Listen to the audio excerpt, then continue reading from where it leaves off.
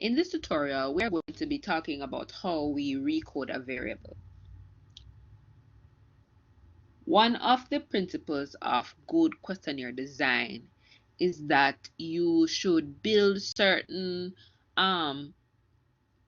quality checks into your survey that gives you certain warnings if somebody is, for example, not paying attention.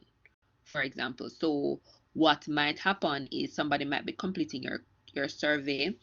They are they take one look at a few of your questions.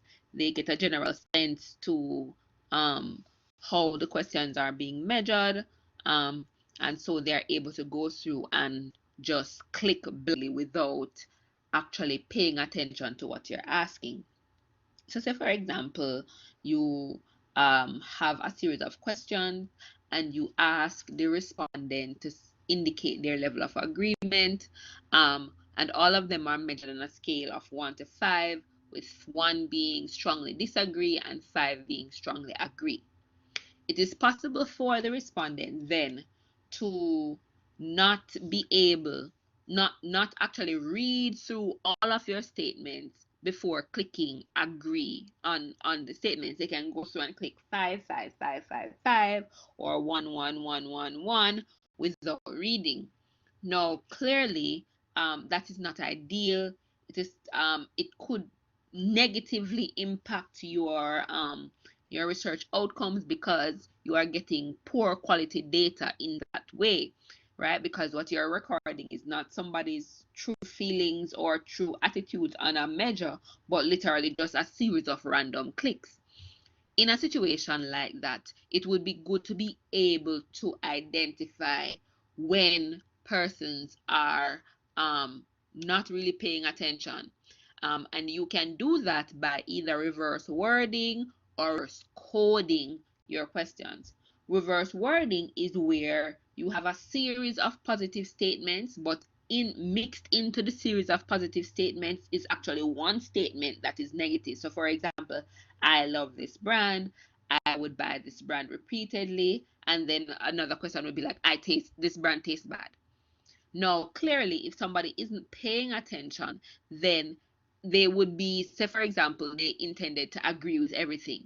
They would be saying, I love this brand is wonderful, and then they say, this brand tastes bad. Now, if you see something like that, immediately your thought would be, this person wasn't really paying attention, they were just clicking through. So that's how you would reverse word something. So if somebody was really paying attention, then they would strongly agree with a set of statements, but when they see that opposite worded statement, they would strongly disagree with that statement. Another way that you can actually catch if people are not paying attention is reverse coding. So for example, if all of the statements were on a scale of 1 to 5 and 1 is strongly disagree and 5 is strongly agree, you could make one of the statements where 1 is actually strongly agree and 5 is strongly disagree, so the scale is actually flipped. Now, that is really great for making sure that your data, just that quality checks are there within your data set, so you can actually run your frequency distributions, catch those persons who are not actually giving their true feelings, and removing those cases or responses from your data set.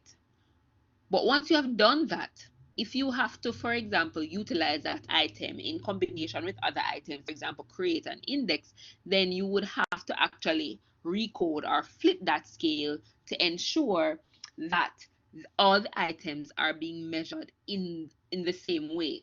So let's go back to that whole, if we were to say, this product tastes great and 5 is strongly agree. I am loyal to this brand and 5 is strongly agree. And then if I were to go to my regular store and I don't find the brand, I would go elsewhere. That one is strongly agree instead of 5 being strongly agree like the others, then it is not possible to combine those 3 statements into an index unless we flip that third statement so that 5 is strongly agree. So that is what the recode recode procedure is for. And so what we're going to do now is to actually look at how we recode variables. How do we recode variables? So what I'm going to do is I'm going to look at item B1, and item B1 says it's the respondent's perception of alcohol as a problem for students on campus. Now, how item B1 is measured? 1, major problem, 2, a problem, 3, minor problem, 4, not a problem. So in this instance, it would be nice if 4 is actually indicating how problematic it is, and 1 is actually indicating that it is not a problem. So what we're going to do now is to utilize a recode procedure to flip this so that 4 is a major problem, whereas 1 is not a problem.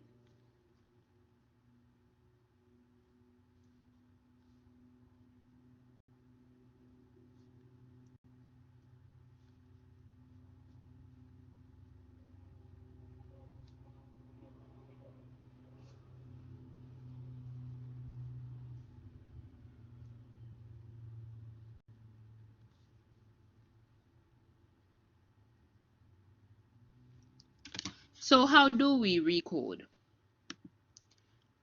Transform, recode. Now, bear in mind that there are two options. You can recode into same variables, or you can recode into different variables. When you recode into same variables, what will happen is that when you run the recode procedure, this variable, the way it is measured now, it will be replaced by your flipped item.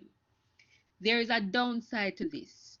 If it is that you recode a variable, but you made an error, you're probably unable to tell because you have replaced your old data with new data, and so there is no comparison. So what I normally recommend is to recode into different variables. So what you do is to create an additional variable with the actual flipped data, so that way if you need to, you can compare, for example, B1 to B1R, which is the recoded variable. So let us go to recode into different variables, and we are going to select B1, and the new variable name is going to be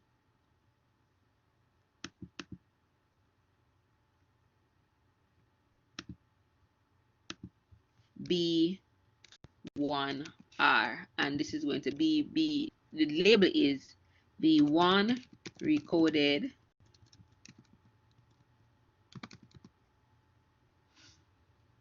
now. You have the old variable and you have the new variable name and the new variable label, and you will click change. The next thing that you will need to do is to go to old and new values. So what you're going to do is say what the old value is and what you want the new value to be. So in this instance, it is measured on a scale of 1 to 4. So I'm going to say value 1 will be now 4. So the lowest value becomes the highest value. Add. Value 2 becomes 3. Add. Value 3 becomes 2. Add.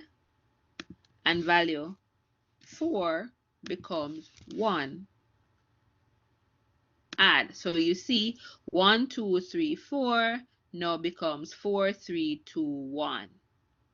And then what I will tell it is that if there were any missing values at all, I want to make it 9 and click add. So now old values, new values, missing values. Okay, so all of that is finished, and once we have done that, we click continue. Now we will paste, and as has been our custom, we will actually run this procedure from the syntax. So we're going to run selection, and that procedure has been executed. Now let us go to our data file to look for our new variable, which should be right at the bottom, B1R, B1 recoded. Now, we need to make sure that we enter our value labels to reflect the flip scale. So what we will do is, for here, we would say 1 is not a problem, because remember now, the higher values would indicate more problematic, right? 1 is not a problem, 2 a minor problem, add 3 a problem, add 4 a major problem, add.